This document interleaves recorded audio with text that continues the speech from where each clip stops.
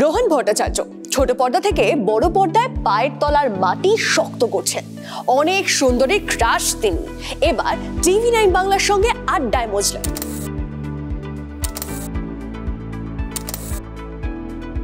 Welcome Rohan, সবার আগে অনেক শুভেচ্ছা, কারণ তোমার ক্যারিয়ারে অনেক চরিত্র দর্শক পেয়েছে এবং প্রত্যেকটা চরিত্রই নানানভাবে জনপ্রিয় হয়েছে এবং কখনো ভাসানবাপী, কখনো যে কোনো চরিত্র হোক সেটাকে পাল্টে পরের চরিত্রটা আবার মানুষের মনে জায়গা করে নিয়েছে।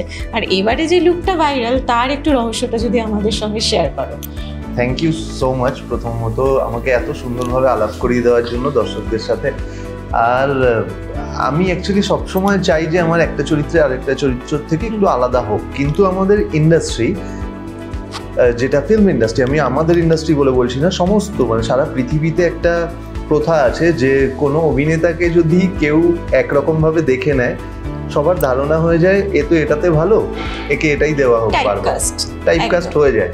তো সেইভাবেই আমারও কিছুটা মনে হয়েছিল একটা সময় যে আমার হয়তো এটাই হচ্ছে আমার সাথে।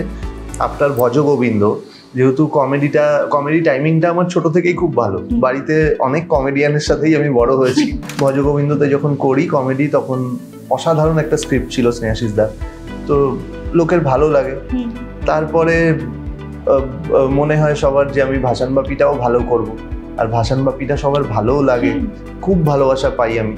কিন্তু তারপরে কিছু কিছু অফার আসছিল যেগুলো একদম কমেডি, তো তখন আমি একটু সাবধান হয়ে নিজেকে সামলে নিই যে না, এই মুহূর্তে করা যাবে না। আমার সবসময় একটা ইচ্ছে ছিল যে আমি নিজেকে একটু অ্যাকশন হিরো হিসেবে, রোম্যান্টিক হিরো হিসেবে, মানে কমার্শিয়াল হিরো হয়ে আমি আসতে চাইছিলাম সবার কাছে। তো সিনেমা করার একটা ইচ্ছে সবসময়ই ছিল। তোমার কাছে কখনো বাইরে থেকে অফার আসেনি? মানে আমরা যতদূর জানি হিন্দি ছবি বা হিন্দি ধারাবাহিকের সঙ্গে তোমার কথাবার্তা দীর্ঘদিনের, কাজ কতটা হলো?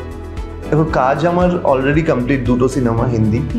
একটা খুব তাড়াতাড়ি রিলিজ করবে, সেটা আমাদের ইন্দ্রাণীধর মুখার্জির সিনেমা, আর রমিল মোদি ওটাতে কাস্টিং ডিরেক্টর, যিনি লাপাতা লেডিজ করেছিলেন। তো খুব ভালো একটা প্রোডাকশন হাউস ছিল, আর লাপাতা লেডিজের পুরো টিমটা ছিল। তো দারুণ একটা এক্সপিরিয়েন্স হয়েছে আমার।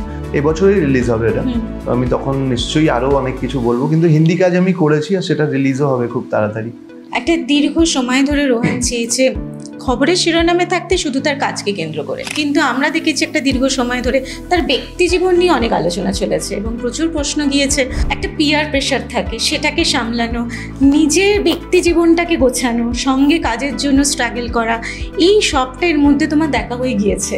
কি করে সামলালে নিজেকে সামলেছি বলতে পারো এইভাবে, কাজের মাধ্যমে। একটা টাইমে মনে হয়েছিল যে কি করে কাজ করব, আমি যদি কাজ করি কাজটা নষ্ট হয়ে যাবে, তো আমি কাজ করব না। তো প্রচুর কাজ ছেড়েওছি। তারপরে আমার মনে হয়েছে যে না, কাজ করতে হবে, আমাকে ঠিক হতে হবে, আর আমাকে ভালোভাবে ঘুরে দাঁড়াতে হবে। তো আবার কাজে জয়েন করেছি, যখন দেখলাম যে কাজগুলো আমাকে হেল্প করলো, আমি কাজটা ভালো করতে পারি। যেই কাজটা ভালো হলো, মানুষের ভালো লাগলো, আমাকে সবাই এত বেশি ভালোবাসা দিল, সেটা থেকে একটা মারাত্মক কনফিডেন্স পাওয়া যায়। তো ওই কনফিডেন্সটা আমাকে অনেক দূর নিয়ে গেছে এই জায়গাটা। এখন রোহন নিজের মনের যত্ন নিচ্ছে এবং এখন কেমন আছে রোহন? নতুন সম্পর্ক নিয়ে আমরা কিছু আলোচনায় যাব না, বাট এইটুকুই জিজ্ঞাসা করা, রোহন কেমন আছে? আমি খুব ভালো আছি, আমি ভীষণ ভালো আছি। অ্যাকচুয়ালি ভালো আছি তো সবাই বলে, খারাপ আছি কে বলবে বলো? ঠিক, কিন্তু ভালো আছি। তুমি আমাকে দেখে বুঝতে পারো যদি আমি ভালো আছি, তাহলেই আমি ভালো আছি। তো তুমি আমাকে দেখে ফিল করবে।